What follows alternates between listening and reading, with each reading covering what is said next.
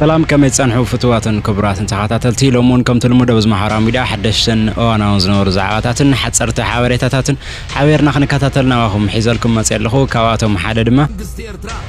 بوغفيتو سلس تعزبو از السعد بالسرات كنقالحو فقيدلنا يركب للفنتي حزباوي ويانا حرنت تግራይም حزباوي ግንባር حرنت ኤርትራን አሁን ላይ ከትግራይ ክልል የተሰሙ ሶስት አጫጭር መረጃዎች እነዚህ ናቸው። የመጀመሪያው በራያ አካባቢ የጦርነት እንቅስቃሴ በስፋት መታየቱ ነው እየተነገረ የሚገኘው። ሙሉዋሌ ገለመለ ዝባል ነገር የለን ወይ ጸረ ህዝብ ትግራይ መኳን ወይ ህዝብ ትግራይ መውጋን አይመክትን አይወፍርን ዝባል ከም አይነ ነገር የለን ቢላለ ሰው ጥይት አጉርሰው زياتهم من كالوتنا ونايل معانت مدبنا حبيرنا خنكاتاتلينا قدمينا ونايل معانت فيديونا مخادنا قلنا نزي channel زي حدش سخنكم سبسكرايب بمقبارنا نزي channel زي بيتسب مخانت خوليكم نزي فيديو زخعا لايك بمقبار جمرو سناي مكتتال ወታደራዊ ጽምዶ مجمارون አብይ አህመድ ናብ ሕክምና ሙጉያዩኒ እዚው ወታደራዊ ጽምዶ ሶስተና ስእልታት ሶስተና ፎቶታት ካሜራ አይወጻይ ካሊ ብዙሕ ኮንዚ ተጀሚሩ ይዘብል ዝራአናዮ ወይ ዝተገለጸ ነገር የለ ነገር ግን ኣብ ሶስተና ከባቢ ዝኾነ ስእሊ ዝኾነ ቪዲዮ ወጽሎ እቲ ስእሊ እቲ ቪዲዮ ሰራዊት ትግራይን ሰራዊት ኤርትራን በሓደ ዝተራኸቡሉ እዩ ሰላም እንዳተዋሃሃሉ ገለተር እያ ሰላም ፈጢርና ስለ ዝኾንና ኤርትራን ትግራይን ዝዋጋአሉ ምክንያት የብለንን ስጥራህ እንታይ ኮነ ናይት ሓደ ጸላኢ ሓቢረን ከከላኸላ ናይት ሓደ ጸላኢ እውን ከምኡ ጸላኢን አጋጣሚ ኮይኑ ከዓ ንኽልቲኡ ህዝቢ ከጥፍእ ዝደሊ ሓደ ስለ ዝኾነ ነዚኑ ምምላስ ሓቢረን ክሰርሓ ኣብ ዝወሰናሉ እዋን ኢና ንርከብ ኣብዚ ኮይና ሰራዊት ትግራይን ሰራዊት ኤርትራን ሓቢሩ ምስርሑ ንምንታይ ይገርሞ ቅድሚ ሕዚ እውን ከም ዓይነት ኣብ ፀበባ ክኾን ከሎ ዲፕሬሽን ዲ ዘለዎ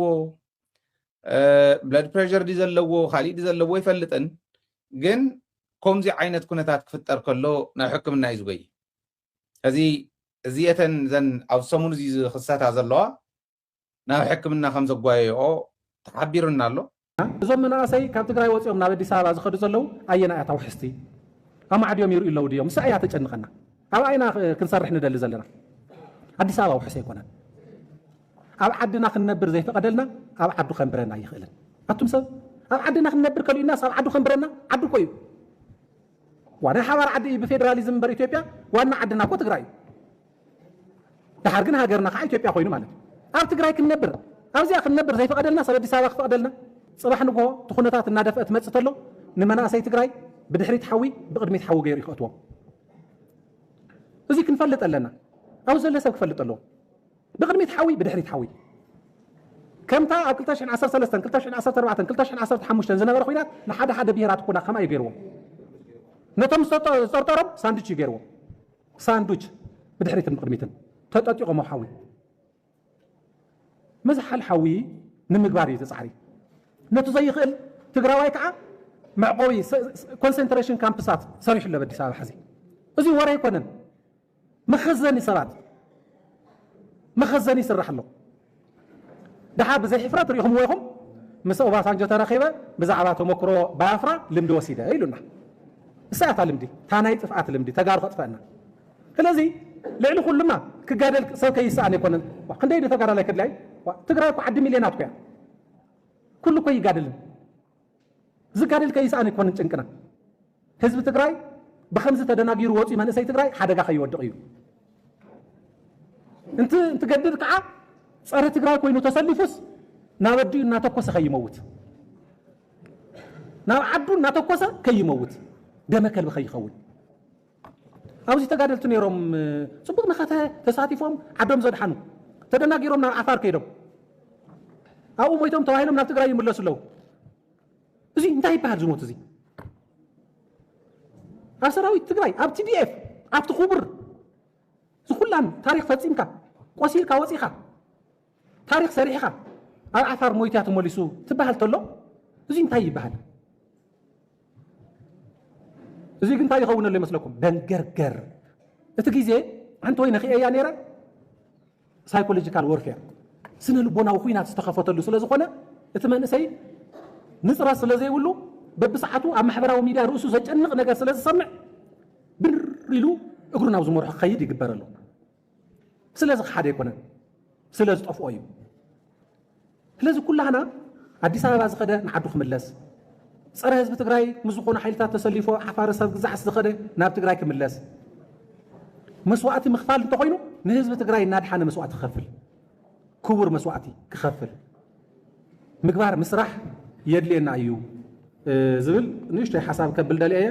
ጉዳይ ምሕዝነት ምስ ኤርትራ ዋላ ምስ ሱዳን ምስ ገለታት ተኣሳሲሩ ዞም ጎራብትናስ ካብ 360 ዲግሪ ዕፅዋ ክድሕኑና ድዮም ሕዚ እቲ ዋና ቀንዲ ምሕዝነት እኮ ናይ ኢትዮጵያውያን የቢት ናይ ኢትዮጵያ ጉዳይ እንዲሁ ናይ ኢትዮጵያውያን እቲ ምሕዝነት ግን ሓደጋ ዘለዎም ዓድታት እውን እኒሆ ከባቢና ኤርትራ ሓደጋ ኣሎ ቀይሕ ባሕሪ ካወረርኩኻ ኤርትራ የተባሃል ሃገር ከመይ ከም ዝተፈጠረት ኣይፈልጣን ዘይተመረፀ መንግስቲ ይፈጢርዋ ግዛዕ ምዛዕ ዝብል ብጣዕሚ ህዱድ ዝኾነ ዘረባ ኤርትራስ ማለት ታሪክ እውን ከመይ ኮነን ፈዛት ማተር ናይ ኤርትራ ታሪክ ዝምልከት ከመይ ኮነን ድሕረ ባይቱ ብስሩ ግን ኤርትራ ብዝተፈጠረት ትፈጠር ሕዚ ልኡላውነታ ትፍለጥ ኣብ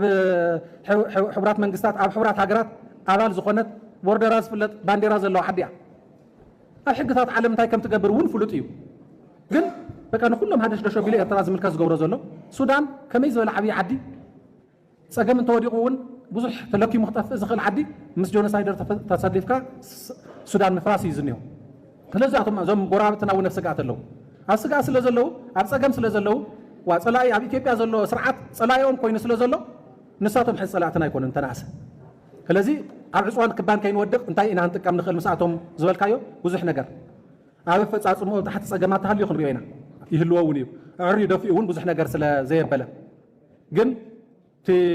ትዘረባ ግን ተስፋ ጥራሕ ኣይኮነን ናይ መንግስቲ ሱዳን ይኹን መንግስቲ ኤርትራ ህዝቢ ትግራይ ብ360 ዲግሪ ተዓፅዩ ብማሕበረ ኢኮኖሚ ክደቅቕ ኣብ ዝግበር ሴራ መፍትሒ ኮይኖም ህዝቢ ትግራይ ክድግፉን ክክሕሱን ፍቃደኛታት ምዃኖም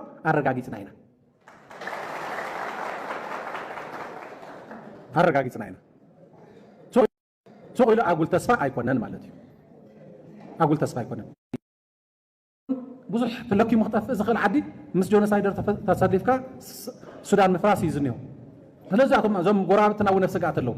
ኣብ ስጋኣት ስለ ዘለዉ ኣብ ፀገም ስለ ዘለዉ ዋ ፀላኢ ኣብ ኢትዮጵያ ዘሎ ስርዓት ፀላኢኦም ኮይኑ ስለ ዘሎ ንሳቶም ሕዚ ፀላእትና ኣይኮኑን ተናእሰ ዋ ፀላኢ ኣብ ኢትዮጵያ ዘሎ ስርዓት ፀላኢኦም ኮይኑ ስለ ዘሎ ንሳቶም ሕዚ ፀላእትና ኣይኮኑን ተናእሰ ስለዚ ኣብ ዕፅዋን ክባን ከይንወድቕ እንታይ ኢና ክንጥቀም ንኽእል ምስኣቶም ዝበልካዮ ብዙሕ ነገር ኣብ ኣፈፃፅሞ ታሕቲ ፀገማት ተሃልዩ ክንሪኦ ኢና ይህልዎ እውን እዩ ዕርዩ ደፊኡ እውን ብዙሕ ነገር ስለ ዘየበለ ግን ትዘረባ ግን ተስፋ ጥራሕ ኣይኮነን ናይ መንግስቲ ሱዳን ይኹን መንግስቲ ኤርትራ ህዝቢ ትግራይ ብ360 ዲግሪ ተዓፅዩ ብማሕበረ ኢኮኖሚ ክደቅቕ ኣብ ዝግበር ሴራ መፍትሒ ኮይኖም ህዝቢ ትግራይ ክድግፉን ክክሕሱን ፍቃደኛታት ምዃኖም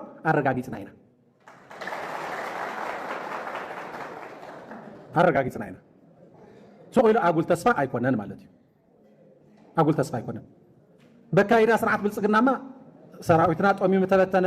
ህዝብና ብዙሕ ነገር ስኢኑ መበለ ብዙሕ ነገር ኮ ይገጥመና ነይሩ በቃ በዚያ ዓፅዩ ኣሎ ንሳቶም እውን ሃገራት እየን ሳተን ዓፅያታት 360 ዲግሪ ምተኸርመና ነርና ከምኡ ኣይኮነን እቲ ኩነታት ካሊእ ተቐይሩ እዩ ሕዚ ኩነታት በጠቓላሊ ኣነ ብጣዕሚ ኣብዚ መድረኽ እዚ ዝሓዝናዮ ዕላማ ዝሓዝናዮ ሓሳብ ህዝባዊ ኣጀንዳ ምዃኑ ረጋጊፀ ኣለኹ ከም መሪሕነት እውን ንባዕልና ስንቂ ዝኾነና ኣብ ህዝብና ፍናን ዝኾነና ነገር ከም ዘሎ ተዓዚበ ኣለኹ እዚ እውን ሒዘ ናብቲ መሪሕነት ክምለስ ኩሉ መራርሓ ወፊሩ እዩ ዘሎ ተሓጋጊዝና ክንዕወት ኢና ክንሳገር ኢና ክብርን ሞገስን ንስዋዕትና የቕኒየለይ ተሓዋወስ ኣለና ሕዚ ባንዳን ጥዑይን ተሓዋዊስና ኢና ንኸይድ ዘለና እንካብ ሽረ ንላማጣን ካብ ኣላማጣ ንሽራሮ ምንም ስራሕ ዘይብሉ ሰብ እናዝበጥበጠ ዝኸይድ ሰብ እኒ እዚ መዕገቲ ክኸውን ዝኽእል ብወረዳ ድዩ ክኸውን ዘለዎ ትፍቓድ ወረቐት ብቀበሌ ድዩ ዝኸውን ዘሎ ዝምልከተ ኣካል ንስኹም ኣነፅርዎ ሰብ ግን ካብ ቦታ ናብ ቦታ ክንቀሳቐስ ከሎ መመሓላለፊ ግዝያዊ ወረቐት ክወሃቦ ክኽእል ኣሎ እዚ እንተዘይሃልዩ ግዜኡ ዝሓለፎ ናይ ቀበሌ መታወቅያ እናገበረ እንተደልዩ ኣዲስ ኣበባ እንተደልዩ ናብ ትግራይ እንተደልዩ ናብ ኣምሓራ ክልል ከዝበጥብጠሉ ዝኽእል መንገዲ ይተዓገት ሰራዊትና ዓይኒ ብሌና እዩ ክንነብርን ዘይክንነብርን ዝገብር ናይ ህይወት ጉዳይ ሓደ ኣሃዱ ናብ ሓደ ቦታ ክንቀሳቀስ ከሎ ብዚ ገይሩ እኮ ትኸደላ ናብዚ እኮ ትኸይደላ ከምዚ እኮ እዩ እኒሄ እከለ ወደይ ናብዚ ኸይዱ ከለ ሓፍተይ ከምዚ ኮይኑ ንሕና ነበላሽዎ ነገር ግን እኒሄ ዋይ ንምንታይ ናይ ኣቀማምጣ ናይ ኣሃድታትና ባዕልና ነዋጋዕ ዳሻይ ይምልከተና ዲ ኮይኑ أبي يازن هذا أرمزيا أبي أني هذا كورزيا نأنا ديز ملكت كوين أنا ديز ملكت النقوينه تايتي ويزي شرح زعل زلسد بلوخ كم حدا بوثانا وحدا بوثا زغيد انت خيلنا ما ينقلنا خلينا زغيل مبر أكمامت أنا يسراويت كنفلت قدنا يكونن بسرو ونسرحنا يكونن أو زي سرح صرح سوا عجب نوال ببزلنا يوم نعم مسرح مملع زبل سويت الله يا عنتويون جن أنا حكي بزيولو بحكي ندابا بلو علىهم نتجراي محلنا بإمن زجت أمنا هزبينا بإمني نزمناوي عتكي زجت أمنا هزبي اتو زنورة زبسلة كان وركي بحوز تفتنا نام مسرح خاطو إيز بهالزلو خل ونجل دنيري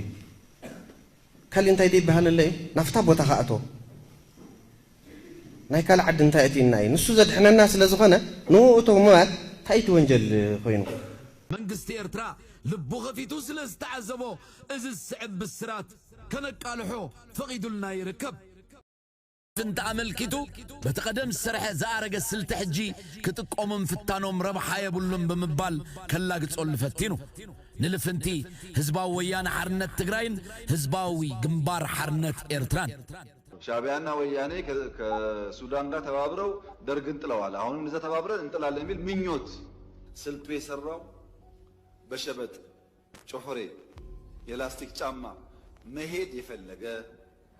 مكمل يفلقه مراب يفلقه عشل بشاشة نتزبطات تحبابي روم نهوا خسرعات زود قلو تاريخا وحكي بتحدى زارق سلتنا بلا كستانا عوقوان تفتنا معرة تاريخ كيد الجمز اللو فرحن سقاتن كا نجيرو النال زحابره زتحبابرن سلايو زلالين هزبي عوتونا يقدن مخانو كنقري كنان كنرئيوين فرحيخا حبيخا أمناي موداتا ساعات مستبتحي عفرفر مبال دقاقيمنا بتاريخ سمعنا يا مخانا كنو قري كونان كنرئيوين سرع الدرب أبتناي موداتا معرفو زوم حيلتات زيوم بناي دقا في يوم زنكساقس زلو عند حقوم كنصبرو إنا النابلز قبرو وچاچه نذكرو سلزغنا تقراي مساعتنا تاسلطان نهزب تقراي كنركوينا أبتحتون بعلي مرز ناي وعلي مرحتي ببوردو ببكتمو أبل علون تأكيون نامخرة إكلي حشنا نابلة نابعلو يمرز توانا لقوحيتنا سلطان نهزبي كنركبينا هزب زدلو يمصئ هزب زدلو يورد أب خيدون زقاق سبن تليو نورده زحيش سبن نامرزة نتو منقستي زبرز أنا معراري يخيد فتيح نقص لمعات يمصئ ناي هزبي لمعات النعبي يخيد تعفينو زنبره ناي لمعات حيلي يخفت سب ديليت سرح تقراي قلتيه زحاوير له عدل يفتر ناي بوليتيكا السرعات سلطان نتحت مهاب مالت سقيله بسماي تنطلطله خلي سب سلتزاربو زي بلع دمنا ايكونن انجرا بتمرتي حكمنا زخونيو سلطان نابتحت توريدو نزين نار غودي زخيد نزين ناقفعي زخيد تومس دبرصين زلو دما بفصوم ويتنا نركبلنا بزي አይተኸውንን يمزول زلو አሁን ላይ ከትግራይ ክልል የተሰሙ ሶስት አጫጭር መረጃዎች እነዚህ ናቸው። የመጀመሪያው በራያ አካባቢ የጦርነት እንቅስቃሴ በስፋት መታየቱ ነው እየተነገረ የሚገኘው። ህወሓት በርካታ ታጣቂዎቹን ወደ አካባቢው እያሰፈረ እንደሚገኝ ተነግሯል። አዳዲስ ሰልጣኞችም ወደ ቦታው እየተቀላቀሉ እንደሚገኙ መረጃዎቹ ጠቁመዋል። በተመሳሳይ መልኩ የመንግስት የጸጥታ ኃይሎችን በአካባቢው ሰፊ እንቅስቃሴ እያደረጉ መሆኑ ተጠቁሟል። የድሮን ቅኝቶችን በተደጋጋሚ መታየታቸውን ነዋሪዎቹ ጠቁመዋል። ሌላኛው ጉዳይ የትግራይ ክልል ከተሞችን ይመለከታል። በተለይም በመቀሌና ሌሎች ዋና ዋና ከተሞች ላይ እንቅስቃሴዎች ቀንሰዋል። ሰዎች በጊዜ ነው ወደ ቤታቸው የሚገቡት። የሆነበት ዋነኛ ምክንያትም ወታደራዊ አፈሳን በመሸሽ እንደሆነ ነው መረጃው ያመለከተው። ከክልሉ በርካታ ወጣቶች ይህንን ጉዳይ በመሸሽ ወደ ተለያዩ የሀገሪቱ ክፍል መሄዳቸው ነው መረጃዎቹ ያመለከቱት። ሌላው ጉዳይ በትግራይ ክልል የጥሬ ገንዘብ እጥረት ማጋጠሙ ነው የተነገረው። ይህም ጉዳይ ብዙዎችን ዋጋ እያስከፈለ እንዳለ ነው መረጃው ያመለከተው። በጥሬው የተያዘ 75 ብር በ100 ብር ሞባይል ባንኪንግ ምንዛሪ እየተካሄደ እንደሆነ ነው መረጃዎቹ ያመለከቱት።